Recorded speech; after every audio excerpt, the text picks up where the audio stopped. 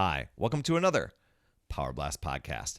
So you want to lose weight, get in shape, have more energy, fit into those jeans that you've been holding on to for years because someday maybe that gut is going to go away, right? Getting fit and exercise, that's part of the solution, but you probably know that you can't out-train a poor diet. And if you're a picky eater, like I was, it seems that healthy eating is the last thing that you want to consider. Well, I have some tips and strategies for you, my friend. Stay tuned.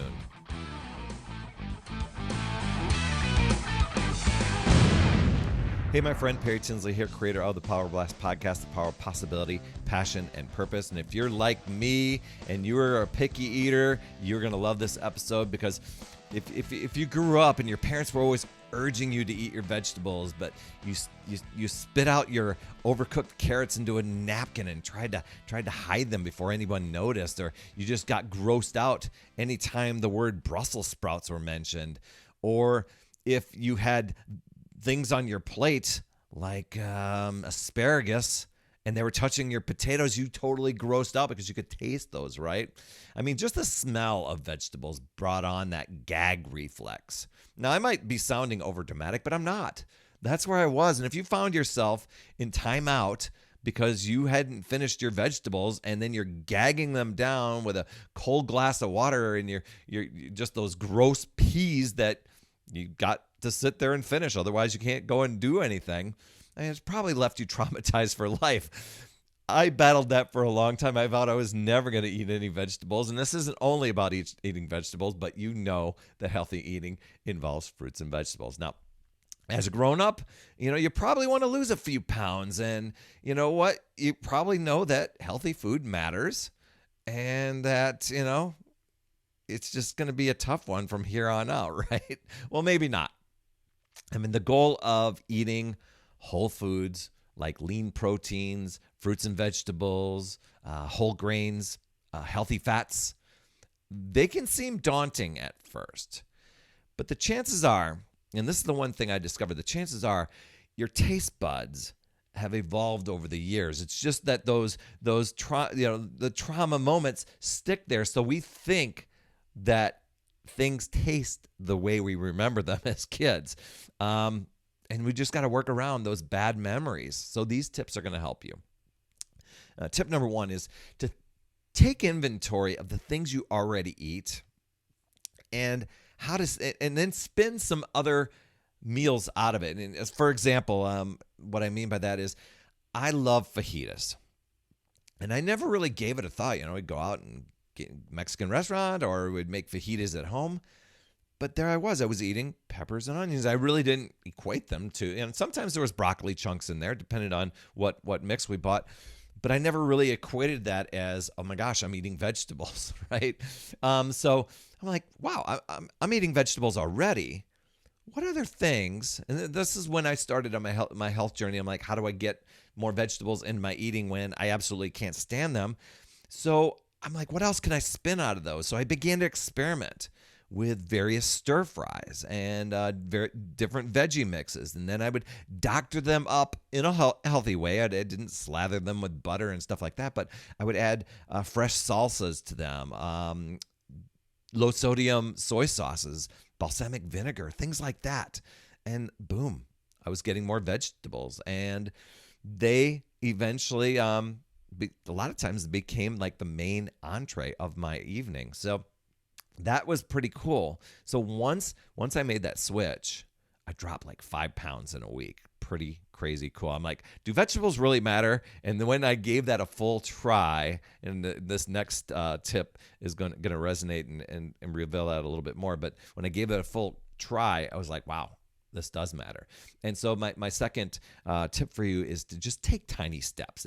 This is a process.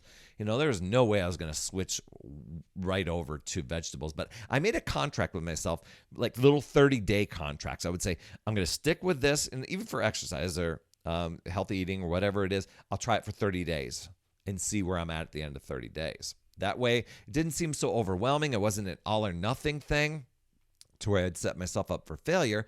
So I started with that stir-fry, fajita, veggie mix. Eventually, I branched into salads. I know for some of you vegetable eaters out there, you're probably thinking, this is a no-brainer. But for those of us that were tormented, how traumatized, I guess, it was that way. But over time, broccoli and cauliflower became a staple. And when I started sharing this with my parents, they're like, are we talking to the right person? Is there a clone here? Now, I still haven't conquered peas yet. Yeah, that was probably my big childhood nemesis. But Brussels sprouts, now they've become a top favorite of mine. And I wrote those off years ago. But it's thinking of different ways to make the healthy foods that I really didn't consider. Baking, steaming, grilling, using your air fryer. That can totally take each one of those vegetables and bring on totally different flavors, especially if you, instead of working with salt, you work with herbs and spices, can totally make a big, big difference. Some stuff you learn. Now, next tip, I love this one, and this was my big thing, was to use healthy food swaps for your comfort favorites. Now, as I was eating, I'm like, you know what? I still love pizza. But I know if I go and get my favorite pizza, that's going to undo everything I worked hard for this week. So I swapped out my crust. And I still put on some really great toppings, but I've got an awesome, if you want it, you got to try my awesome cauliflower pizza crust recipe. That's actually my wife's, but it's totally awesome. Something that we perfected over the years. We've used other different things for crust too, instead of a lot of the high carb things that convert to sugars in the body. On taco night, use Greek yogurt instead of sour cream. Get a spiralizer and make noodles from zucchini. They call them zoodles. And you can use that for spaghetti night. Or get hearts of palm. There's hearts of palm spaghetti we got from Trader Joe's, but I'm sure other places have them. Boom. You've got a plant-based spaghetti meal.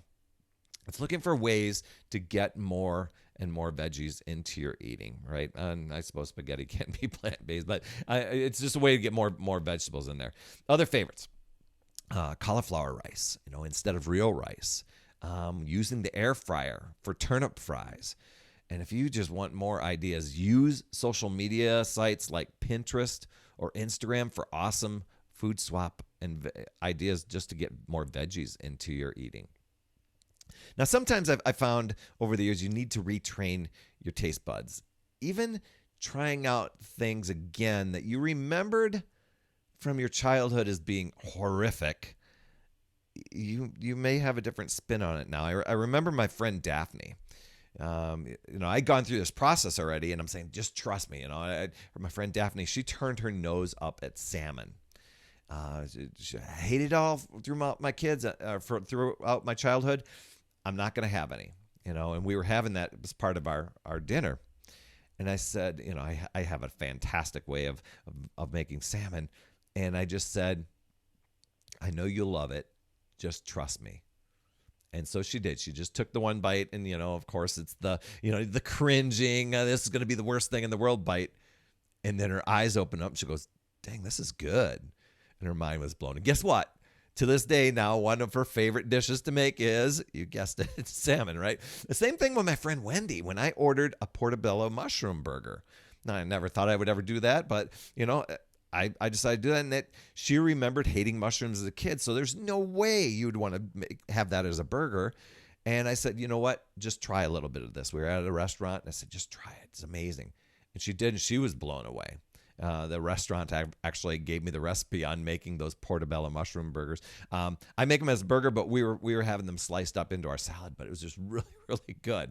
So other ways to kind of train the taste buds is to just try and cut out as many sugary, salty, fatty, processed foods for a few weeks. Maybe make a 30-day contract with yourself. You'll probably desensitize your taste buds to that, being so sensitive. And be open to trying other foods. Like I said before, this can be a process. It's starting small.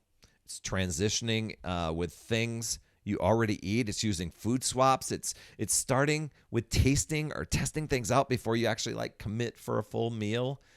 And it's experimenting, a few weeks, 30 days at a time, and desensitizing your taste buds. Whatever you do choose, just don't get discouraged and don't stop trying new ways to enjoy your food. Figure out other ways to mix in vegetables into some of your favorite foods and favorite recipes. And pretty soon you'll be blown away at, like, we talk about it now, or some of the things. Can you believe we make some of these things right now?